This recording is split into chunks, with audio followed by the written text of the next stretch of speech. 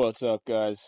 Dave here with 19 Series Outdoors. So today, Jake, Matt, and myself all sat down and kind of just discussed some controversial topics throughout the outdoor industry, and really more on the whitetail focus. A lot of this was kind of centered around Pennsylvania and what we deal with at home, but most of it can be applied nationwide. So give this a listen, hit that follow, hit the subscribe, hit the share button, and we're getting closer and closer to being back stateside. So keep smashing those buttons for us. I really think you're gonna enjoy this one, and it's good to have conversations like this. I feel like they need to be had, and yeah, you guys will see our opinions. But something that's not very controversial is the gear we're going to be using this hunting season. This year, I'm going to be rocking the Outsider saddle made by Hunt Light. It's super lightweight, no hip pinch, safe, and it's a multi-cam pattern. So I'm really stoked about it. Got that big dump pouch. It's pretty sweet. As you guys have already heard, we talked quite a bit with the Scrape Doctor himself. I've already got all those products lined up at the house, waiting for me at home. Can't wait to get my hands on them. I got the poison ivy rope. I got just a rope. I've got bottles of Scrape Magic. Super stoked to be using that stuff. And I think you guys should give it a shot too.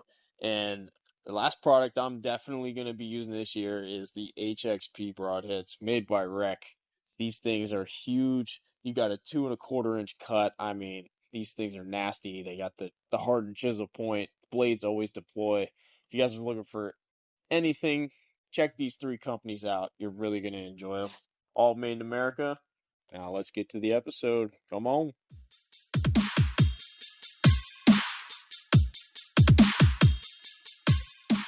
So we were all just talking. We were kind of just BSing.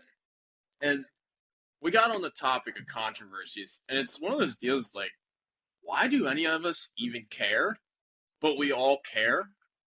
You know what I'm saying? I mean, like I was saying, I think it's something that keeps a lot of people out of the woods sometimes, you know?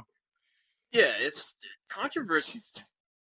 It's the whole industry at this point. It really is. You got your big few. I'm not gonna name any because we're all gonna pick one, and we're all gonna kind of fight for it here. We're all gonna say whether we like it, don't like it, try and just squash it. But yeah, at the end of the day, I guess we'll kind of figure out along the way here why we actually care, or if we don't care. You know what I'm trying to say? Yeah. But they always make for good conversation at deer camp. Everyone's sitting around arguing the best point. Yeah, some of the best debates are had there, you know? Yeah, certainly. Especially when they're about 2-3 beers deep. 5, 6, 7, you know? So Uncle Billy gets all mad. But, yeah. So, all right, let's talk about it. Let's see. What you go first, Jake. Give us your one controversy that you absolutely love, hate, however you want to go about this. It's a little lesser known, unless like you're really into the hunting world and all that, and you actually do it. For me, it's hunting with dogs, and I don't just mean like just your bird dogs. I mean your hound dogs as well, your bear hounds, your deer hounds, that kind of stuff. Okay, so what do you like or what do you not like? There's nothing I don't like about it, you know? It's another way to get people in the woods. You're with your dogs, you know? Also kind of like a way of life. It's a lot of states use it as predator deterrent, especially out west with mountain lions and all that. Like a lot of guys will take dogs out in the off season and then just run cats out of country and all that. But you run into all these other states that are trying out. You know? Yeah, we definitely differ on this one. I'm not the way I look at it is you shouldn't use a dog to deer hunt. Simple fact of if a dog, it states it in the Game Commission's book, if a dog's chasing deer, you're allowed to shoot the dog. In Pennsylvania. But, you know what I'm saying? A lot of the southern states, that's what they do. They run hounds on deer. Especially, I think it was South Carolina. My dad, they hunted one property, and the hunt club next to them used hounds to run deer, and they run deer into that property he was on. What do you think, Matt? You know, it's one of those things, I don't really have a lot of experience with it, and I know for a lot of people that's their way of life, and that's how they've always done things. I know quite a few people that do it. It's just not my cup of tea. I mean, I could see maybe for hogs, or if you're out west, like you were saying, Jake, with mountain lions and whatnot, I think it would be good. But I'm not going to knock it or say yay or nay just because I've never done it before. I can't speak to it. I don't know if I'd ever hunt deer with dogs. I just can't get behind it on the deer aspect. It's very tricky to hunt deer with dogs, just because there's so many variables out. The deer are fast, the dogs are fast. You miss the deer and hit the dogs, But like I would love to shoot a bear out of a tree with hounds, Yeah, I know a lot of people go up. I forget, what is it, like Maine? Is it Maine? Maine is one of the few lower 48 states with a spring bear season. Yeah, because our buddies, him and his dad went up there and they did that. But I don't know. For me, it's just not the right move. If I owned the dog and trained the dog to do it, it would be different. But I personally don't want to just pay some guy to tree a bear and then I walk up and shoot it. Well, the way those guys did it too, they did it all wonky and weird. If you go to out west or even I think West Virginia, you can hunt bear with hounds. You'll go out, you'll drive with the dogs on top of the dog box, and when they catch a scent, they'll cut them loose. And you go out through the woods with the hounds and all that, not set a bait pile with a trail camera and send the dogs out from there. You're talking like mountain lion style. Yeah, that's how most people hunt bear with hounds. Yeah. It's just, I don't know. I don't really know anything about it, but for deer, I'm a hard no. I will tell you that. I'm 50-50 on it. I've never done it, and I've not done a whole lot of research into it, but there's ways to go around it, There's, like, New Jersey does something good with blood tracking where your dog has to go through a blood tracking certification. Are a lot of hunters not going to like that? Probably, but you can go about that route too, So you're for it. For it, yeah. Okay. I'm all about the dogs. Yeah, you are. You're all about the dogs. Matt, you're kind of indifferent. Yeah, I'm not going to knock it. I mean, I would definitely say out of all the different big game or small game, whatnot, I'm kind of less for deer hunting with dogs than I am the other things. Does that make sense? That makes sense. Yeah, I don't have anything against guys treeing bears or treeing big cats out west, but I don't want people running dogs on deer anywhere around where I'm hunting. Yeah, it's a tricky subject, and like I said, it's one that the deer I'm 50-50. Everything else, full set, I just think it would really mess the property up. It can, yeah. You can drive deer clear out of the country. Yeah, I think it would really mess it up. But all right, so Matt, what grinds your gears? What's one of these controversies that really gets you going? So there's one controversy that I grew up with, and over the years, I've taken a passion for herd management and land management for deer, and there's been quite a few studies that have been done now. But there was the age-old saying, "Once a spike, always a spike," and that's just not the case. There is obviously exceptions to everything, and there are scenarios where you have a buck that was maybe injured when it was young or had some inferior genetics, and it does happen. But for the most part, there have been several studies done that from a late born fawn to your typical 1.5-year-old, their first year, they can have anything ranging from a nub to being a small basket rack 8-point. You know what I mean? So if you give deer the opportunity to mature, and they have the right nutrients, and there's no reason to shoot a spike solely based on the idea that, well, that deer's never going to get any bigger. Yeah, I've heard a lot of people. My dad, you just said about it. I've heard my dad say this, and I'm like, I don't know about that. Like, it's just the math ain't mathing up for me. Now, I will say, like Matt was saying, there's all sorts of reasons that go into it, but a lot of times, you might know where I'm going with this. If you get a true doe with antlers, that doe will always be a spike. Almost always. Now she's going to grow bigger antlers, but it's always going to spike.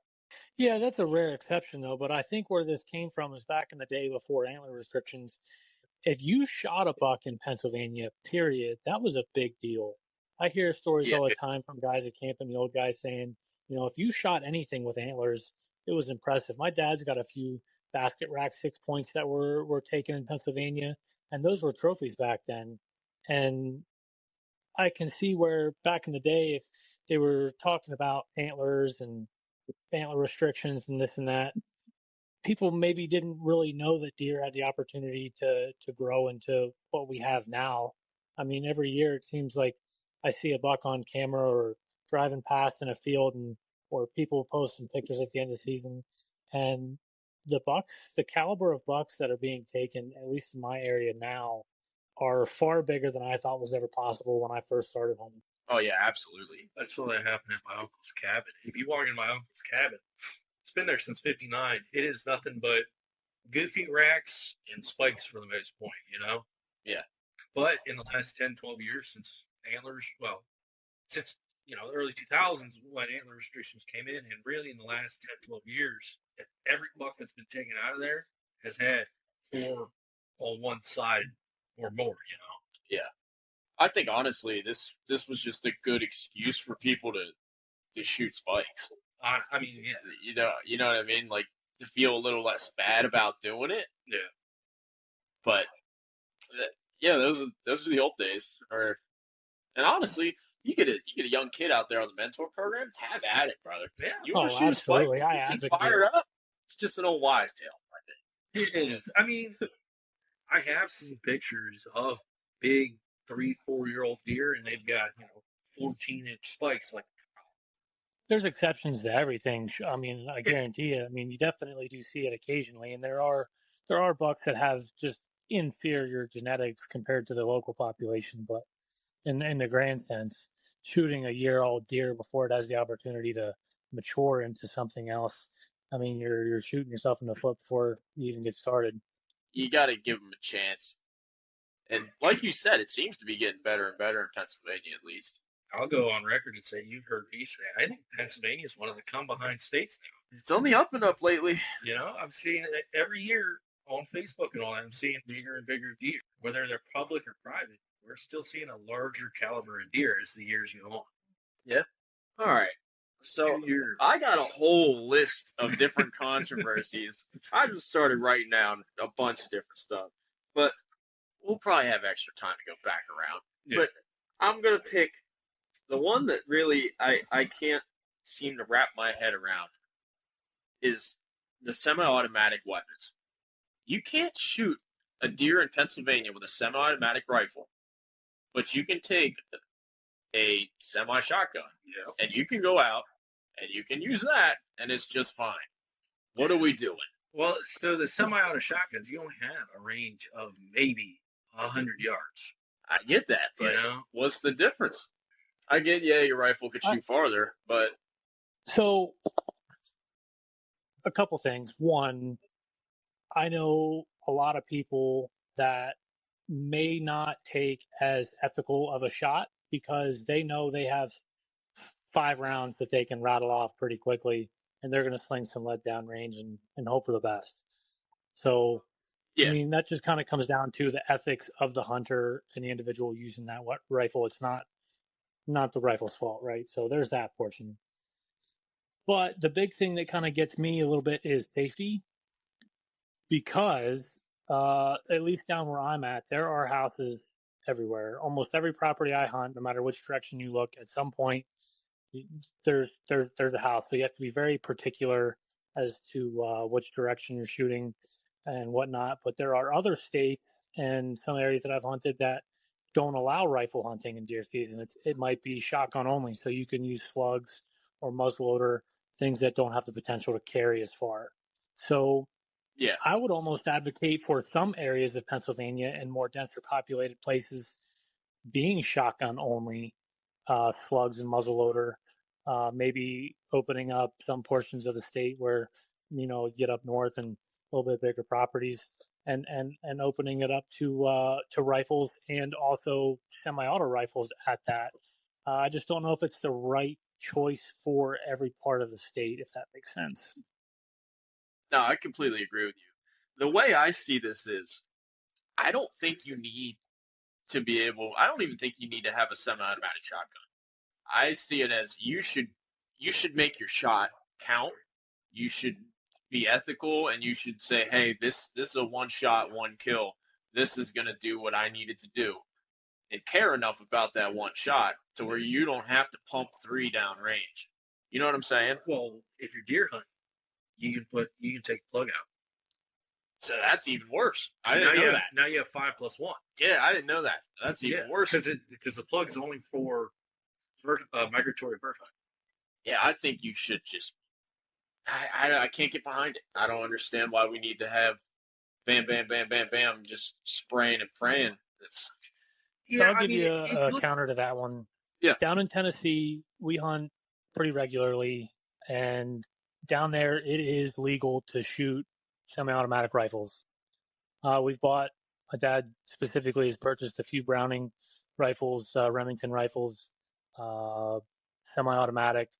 And, most of the time when we're shooting these deer, you get one shot and then he ducks into the woods and he's gone, or he ducks into a gully and he's gone.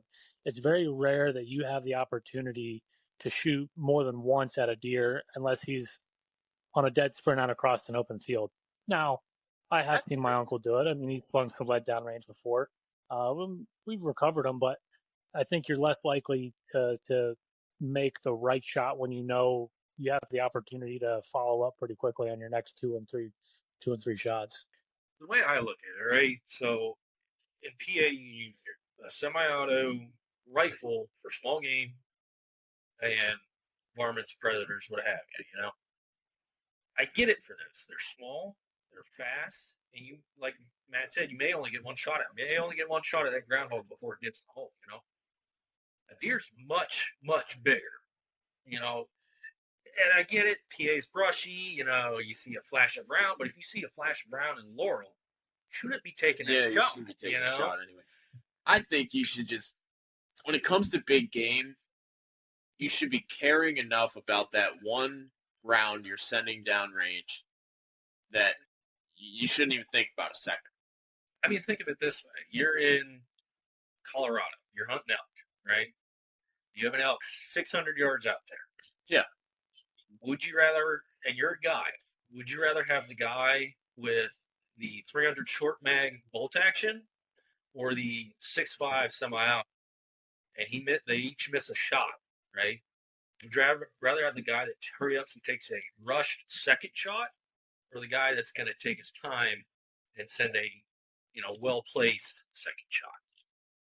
Yeah, I'd rather someone care. 6.5's for junk, by the way. Well, yeah, I couldn't think of another semi-auto caliber on top of my head. But But yeah, it just, I don't know. Same goes for PA. So say you take your buddy out. You're both in the stand. It's his first time out. He's never really deer hunted. He comes out with a 223 or what have you, whatever's big enough, and he catches them deer running through the brush on the edge of the field. You don't pull up, but he pulls up and just starts laying into them. Now you have no clue if you got one, if you injured one, if they were even deer. Yeah. You know what I mean? I mean, we had that in Florida with pigs. Yeah, with pigs down there, because you're just letting them have it. Yeah. Yeah, I don't know. That one just, it irks me. No, I get where you're coming from. Because you guys, I don't know, Matt, I don't know if you know or not. Jake knows. I'm not the biggest gun guy. I'm actually I wouldn't say against guns. Obviously, I'm not. I own quite a few of them. I hunt quite often. Yeah. But I don't see the necessity of having all these crazy calibers and buying all these semi-automatic rifles. People that want suppressors to hunt with, that just blows my mind. Like, what? Why do you need that? That doesn't make sense. I've got. My thing is my hearing's pretty bad anymore, and there's enough time shooting rifle from a blind and whatnot. I'm more interested in the fact of protecting my hearing. I would 100% hunt with a suppressor if I, had the money and resources and whatnot to go purchase one and wanted to wait however long it is. But I personally, functionality wise, I'm definitely not going to be carrying a suppressed rifle through the woods. It'd be probably strictly blind hunting. But for the purpose of being able to protect my hearing a little bit, yeah, I do. I don't think anything against shooting a suppressor. Now, let me play devil's advocate here. Being in the military, we know that semi-autos reduce recoil. What if they opened it up that it was youth only? I think that's a terrible idea. You think? Yeah, you're trusting that kid to just not keep pulling the trigger? You gotta teach your kid right. I get that, but they're still a child. But if you think about it, say you take the same caliber that we have here and put it in the hands of a deer hunter, a young deer hunter, or excuse me, let me backtrack. Same caliber we have here and put it into a bolt action where it doesn't have a buffer spring, where it's gonna kick more. That kick can turn that kid off to hunt. Hey, then they're not meant for it. I think it's negligible. Yeah. I mean, if you were to put the two side by side, I would say it's negligible. Nowadays, most rifles are coming with threaded barrels on the end. If they don't already have a muzzle brake on it, muzzle brakes aren't that expensive to put on a rifle if it's already threaded for it. And the recoil reduction that you'll see for any level shooter is going to be far greater than shooting semi-automatic, in my opinion. Yeah, I wanted to see where you guys were with that. It just popped in my head, Yeah, I'm just not for it, but that's just my opinion. I'm also the guy that would put my 30-06 in a 12-year-old's hand and take him to the woods and say, shoot that deer, That's what my dad did with me, back in the day. Hey, you want to hunt? All right. We're going to take out. You're going to get good with this. That's how you learn. Oh, you don't hurt to start. All right, let's circle back around. Give us another one, Jake. What are you feeling? What irritates you? This one, again, isn't as common, at least in other states. I hear it talked about PA. A lot of people have grown, not irritable, but have kind of feel like they've grown past antler restrictions. The state's grown past antler restrictions. Some guys want to remove it. I'm like, no, keep them. The herd's doing great on them. I don't really know if that's a controversy because I don't hear many people actually wanting to get rid of it. It's very, very small. It's very minimal. I've heard some people talk about it. I don't know if Matt has or not, but I've heard it a little bit. Especially, I think, I could be wrong. They did mention it on another podcast, but I can't remember exactly what was said. But it has been tossed around here and there, the removal of antler restrictions. I absolutely am for it. Keep antler restrictions. Yes. Forever. Yeah. Yeah. Yeah. I don't see why anybody would want to get rid of that. What do you think, Matt? You're probably with us on that. Yeah. Yeah. Antler restrictions are the best thing that's happened to Pennsylvania, I feel. Yeah. Like I said, it's not crazy talked about, but I have heard some real grumbling. Some parts of PA even have 4 up rather than the standard 3. I'd be an advocate for making the whole state 4 up on one side. Yeah, I'd be okay with that as well. The only problem I can see with that is because you can get a heavy 6. Yeah. You can get a mature 6 every now and again. Yeah, you're right. I've hunted a few over the years that were big 6 points that grew into bigger 6 points each year. I wish there was a way that we could just run. It has to be a 3-year-old. But it's just too testy. It's too tricky. Nobody can accurately age. Yeah.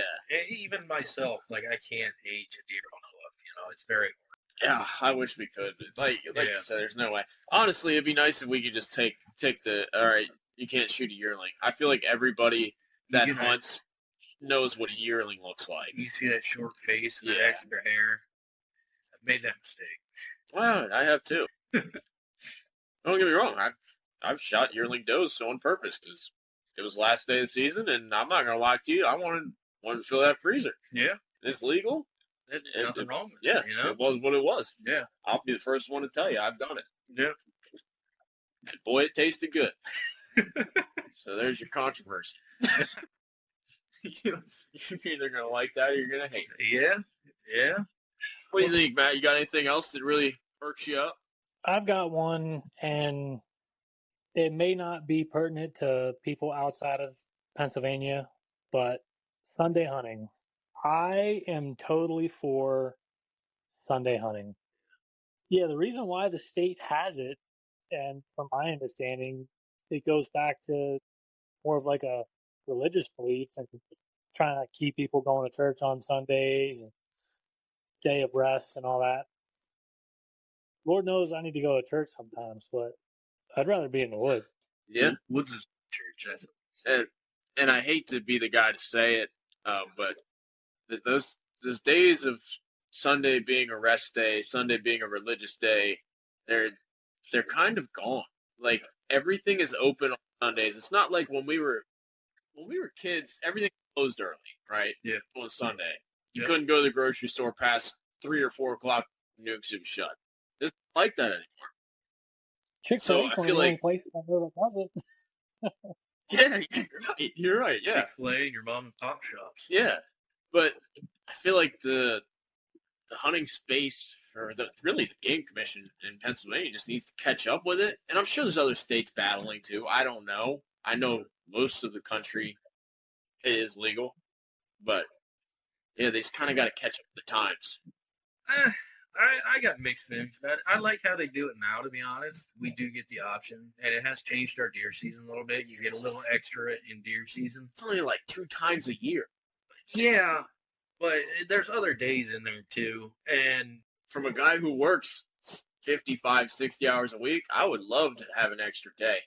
I mean, I get it. Trust me, I get it.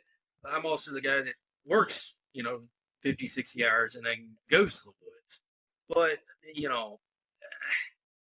I enjoy it the way it is. If they opened it up, gonna be in the woods more, obviously. I'm indifferent on it. We can go back to the old ways, we can keep it the way it is, or we can just let loose on it. I think it's time to move to the future. I mean, I don't blame you. The only thing I wish they didn't do was move rifle opener to Saturday. That's the only thing I wish the game commission kept in tradition. You know what I mean? Why is that? They get Christ even open the first day on a Sunday. No, I was just kind of asking why, Jake, why would you rather not have it as a Saturday opener? Honestly, a lot of it comes from tradition. Nostalgic for you, that's all it is. And it was every year. It was Thanksgiving on Thursday, Friday morning, we'd take that 3-hour drive to Benazet. We'd, get to camp when my uncle got there. We'd set camp up, get everything around, maybe take a trip up on the hill. Saturday rolls around. We go up, we get lanes cut, stands rebuilt, stands placed. Come down Sunday or Saturday night, get drunk a little bit. Sunday, repeat, hang out a little bit. Monday morning at 4:30 when that alarm went off, we were all headed up the side of the hill to go sit for 2 hours before the sun came. I think I could meet you in the middle with a Sunday opener. I personally do agree that there is a lot of tradition in the Monday opener, but that's not my only reason for the change. But I do see the other side for people that have camps, getting off work on a Friday, trying to get to camp, get everything set up.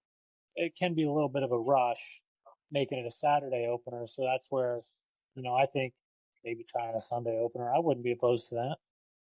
Well, not only that, when I was a trash man, I moved it to a Saturday. You had your Thursday off. You worked Friday. You worked Saturday, and didn't get off till halfway through the opening day of deer season. All the deer are shot up and run out of the woods, and it's like, well, shit, what I even come out here for? Yeah. I'm not a trash man anymore, so I could hunt the opening day, but Yeah, I guess it's all just personal preference if you really think about it. yeah. To me, it doesn't matter if it's Saturday, Sunday, Monday, Tuesday. You can open it whenever you want.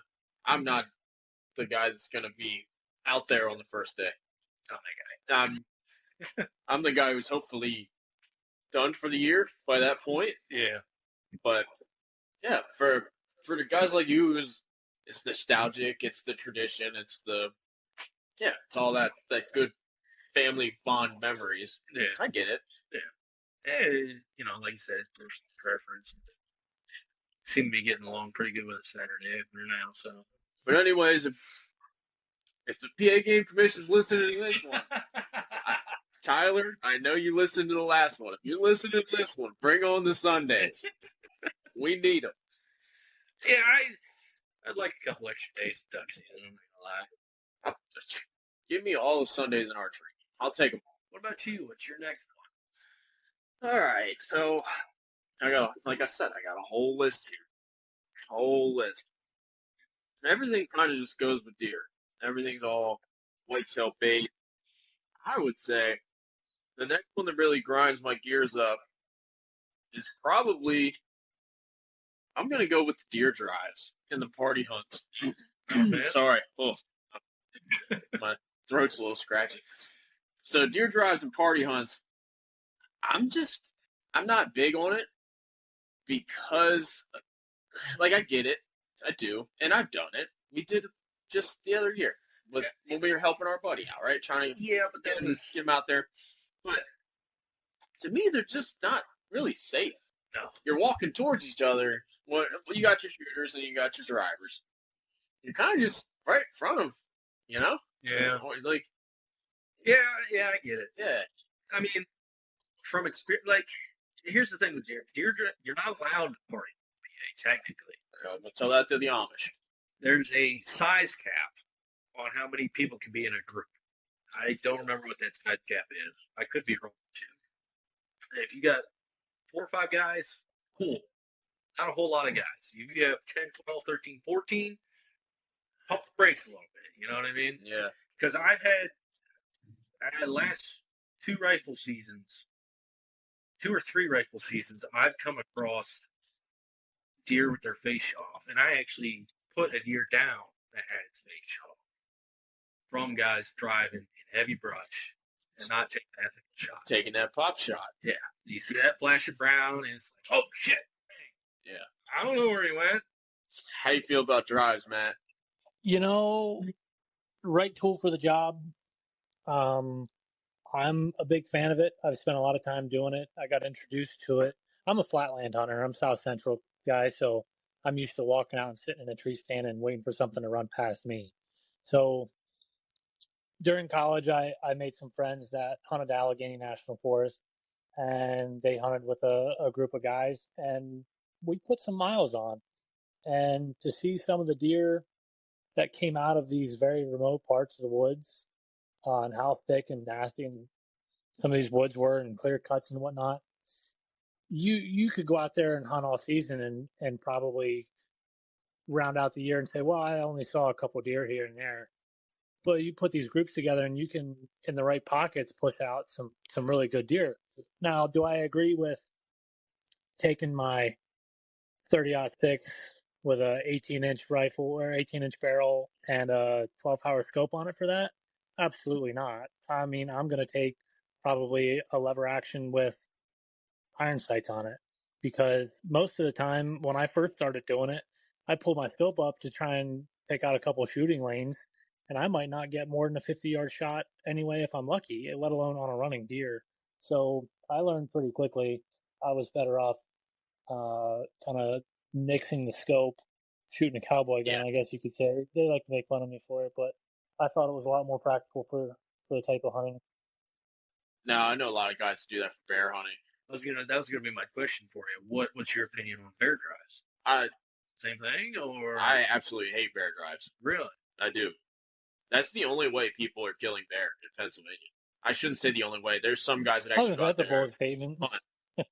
But I hate the fact that these guys go out there. I know plenty of people who will take 30, 40 guys, drive a patch, they'll kill 6 or 7 bears, and then they'll all step back and be like, look, we did awesome. And I'm like, dude, like, why didn't you? It's just my opinion. It's just the way I think. I'd rather you go out and work for it. And don't get me wrong, you are working for it. Yeah. You are. Putting the miles in, But I almost feel like putting some Pop-Tarts out there and baiting the damn bear in is more ethical than running 50 guys through the woods to shoot them. PA Game Commission, there you go. But that's just me. What do I know? Yeah, I mean, you can to mitigate that. I mean, you can do bear like you do deer. They'll come into your food plots. You can, in the off season, you can set a barrel up. You can put food out there for them. They'll come back a little bit when the hunting season opens, but it's not an end all be all. Those bears are eventually going to go off and look for the fall forage. Yeah, it's to me, it's just not. Doesn't seem right to take literally like between 30 and 50 guys and just drive a section out. Just doesn't feel right to me. I'm pretty sure the game commission hits people pretty hard for hunting with parties greater than what you're allowed. At least from my experience. I know there's a limit. I want to say, oh geez, I don't want to give you the wrong number. I'm actually going to look it up here while we're talking. But Well, I I advocate for bear drives. I've been on them. There's nothing more rewarding than putting in the time, looking at the maps, scouting, figuring out where you want to go, strategically planning where your standards are going to be and where you're going to push from, and then having that magical moment, that once in a lifetime moment where someone gets to take a black bear. I mean, I think it's pretty cool. I mean, I think you can definitely increase your success rate to a much higher number than if you were just sitting in the stand waiting on one to walk by. I mean, I kind of have the same sentiment on it. I mean, I'd like to hit at least a PA slam or a PA grand slam this year, and part of that is a black bear. And as it stands, the only way to get a black bear is to drive. You know what I mean? that's what I'm saying. So it's a I don't want to say it's a take it or leave it kind of thing, but it's like one of those things where it's like I don't do it. I don't think you should do it, but you're gonna keep doing it. So I don't know. Yeah, whatever number they put on the 25 size limit, persons 25. See, I feel like that's shall be too limited much. to 25. That is a pretty big group. On bear or bear and deer? It's hunting deer, bear, or elk shall be limited to 25 persons. You can You drive say elk. elk? That's what this clip of this Pennsylvania Bulletin .gov says. That is wild because you know how many licenses they give out in a year for elk? 140. I guess you're just telling your buddies to come push the woods for you. Yeah, I guess if you don't do it without. I mean, Yeah, 25 seems like too much to me. And either It is a way, big if number. 25 is their number, they should head up north on the first day of bear season. They'll find way more than that. That's where a lot of people do it, and that's the thing is like if you're gonna drive something, if you're gonna absolutely drive something and party hunt, make sure your party size equates to the size that you're driving. Don't send 25 guys down one strip of game lands, driving everything out of the country. If you're going to take 25 guys, go to your state, just go up to the A&F and do it up there where there is thousands of acres, Not even just at a Pennsylvania level. I've heard talks about places like Iowa, where party hunting is allowed. It's a big tradition type feel, right? But I don't know all of the exact details, so don't quote me on it. But I've heard that you can hunt deer in Iowa if you are in a party, and you don't have to necessarily have a buck tag in your name as long as you have a hunting license. Whoever shoots it, their buddy can tag it because they're in a party hunt, they're in a group, which is crazy to me. It is, but at the end of the day, it's still only that one tag being punched. I get that, but that's just It nuts. It is wild. Yeah. You get slapped a big fine if you did that. 100%. I'm not shooting deer with your tags. You know what I mean? This is not how it goes. Yeah. I don't know. Yeah, you guys can see my opinions on things. I'm very, very conservative. I mean, I think a lot of it too is how you're raised, right? We didn't really drive deer growing up, but bear season, my uncle and other guys would go up. They wouldn't necessarily drive; they let everyone else do the driving that was up there. But still, they're part of the drive. It's part of how things are. Yeah, teach their own. We all got our different opinions on it, and that's what makes it good. We're allowed to think differently. Some of the best debates I've ever had have been over all these controversies. Yeah. Some of the best people I've met have been in the middle of a controversy, you know? Oh, yeah. What are you thinking, Mr. Matthew? No, I think it was a good conversation. I think it is. I mean, I've learned a lot about both of your guys' opinions just in this conversation right now, different viewpoints and perspectives on doing things. And, I think it's good for everyone to have their own opinions on how to do something, uh, whether it be tradition or research based, whatever it may be. I think it's good for people to have their own opinions and do what makes them happy as long as it's within the legal limits, right? Exactly. That's the ticket. As long as we're all doing it legally, and I feel ethically should be thrown in there as well. Because things can be legal, but they can still be a little unethical. Yeah. I agree. And a lot of the things we talked about are all gateways to get people in, your drives, your dog hunting, that kind of stuff. You know what I mean? Yeah. So, but hey, whatever gets people in the woods, you know? Exactly. That's like there's one more, but we don't have to bring it up. We can cut her off. I think we should bring Should it we up. bring it up? It's a real big hot topic. I want to say Matt might have thought about it, and I know you definitely thought about it. Oh yeah. I think we're going to the same point here. Crossbow. Yeah, that's your biggest ticket number to get people into the sport, right? Because it's warm out, it's easy, it's quiet, there's no kick like a gun. But I do feel some people take advantage of it. But at the same time, I don't care because I'd rather you make a good shot than somebody buy a compound bow and absolutely botch it. Yeah. Like I was saying earlier, you have these guys that want to get into hunting, they want to get into archery. These bow setups are $1,000. Go to the Walmart, you get $150. Well, I don't think you should buy a $150 crossbow. No, I think you should spend $1,000 on a crossbow like you would on a bow. Hey, you can go that route, go there. You know, because you're still paying for quality. Yeah, I get that. But at the same time, someone's just getting into it, you know? Yeah. But I'm of the same mind. It gets people in the woods. I don't care age, sex, health issues, any of that fun stuff, you know? Is what it is. As long as people are in the woods, I don't care. What do you think about crossbows, Matt? We'll wrap it up after this one. Yeah, I mean, I go back and forth. I mean, it's one of those things I see there are a ton of benefits to it, and it gets people in the woods. But at the same time, there are also people who take advantage of it, as people do anything in life. So I can't fault the equipment for that rather than the person. Yeah, the only thing I really don't like about them is the fact that you can.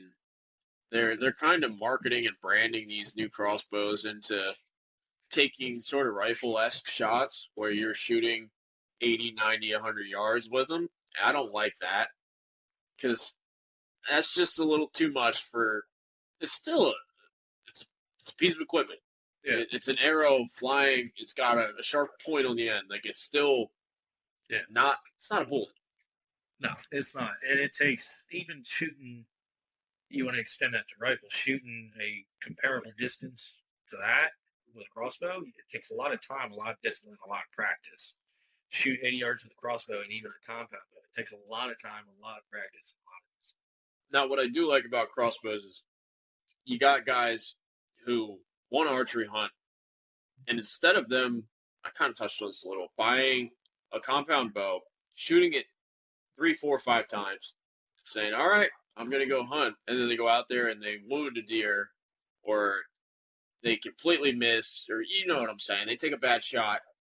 They don't harvest the animal. I'd rather them get a good crossbow setup at a pro shop, somewhere that's going to actually take care of them. Yeah. Get it done right. And then it gives them a little bit of confidence knowing that they're going to hit where they're aiming as long as they know what they're doing. And it's not wounding our deer. You're not killing more deer than what we're allotted for tags. Yeah. Yeah, I know what you're saying. And it makes sense. So, yeah, I guess I can't believe I'm saying it. I don't love them, but I don't hate them. There's a time and a place for everything. Yeah. I think we need them. Man, it's just not for me. No, I don't blame you there. I used one for a little bit, and it was not fun. It was heavy. It was clunky. You know, it wasn't conducive to how I want to hunt, you know. So, you got your one half dozen to the other, you know. Yeah, I think there's a necessity for it. We need them. Yeah, but I personally am not going to use one. It's just not for me. Yeah, we did a lot of rambling here, didn't we? A little passionate. Yeah, this is fun. Yeah, I'm glad we did this. might have to do a different one of these in the future. A little different topics. Yeah, I mean, you could go on and on for hours and hours about just different things that essentially piss everybody off. Yeah. That's all the controversy is. I mean, you can spin it. You can talk about fads. Fads piss people off too. Fads. That's the whole industry right now. To be honest with you, it's a fad. It wasn't cool before, but now it's cool. We got made fun of in high school for it. Yeah. I had a pretty good time tonight. I hope you boys did. I like discussing things and hearing what you guys have to say, and because it's good. Yeah, it's good to have conversations about things people don't want to have conversations about. Yeah, or conversations that most people just turn into a big argument and they scream and yell about. And that doesn't accomplish anything. It's not good for anybody. No. But, all right. On that note, if you haven't already, smash follow, smash subscribe, and we're getting closer. Another week in the books, baby. Yes, we are. We're getting closer and closer to being back stateside. Yes, sir. So hit those buttons, and we'll see you Saturday, Sunday, sometime like that. Yeah, so I'm sure we can get something in there. We'll see you this weekend. All right. See you guys.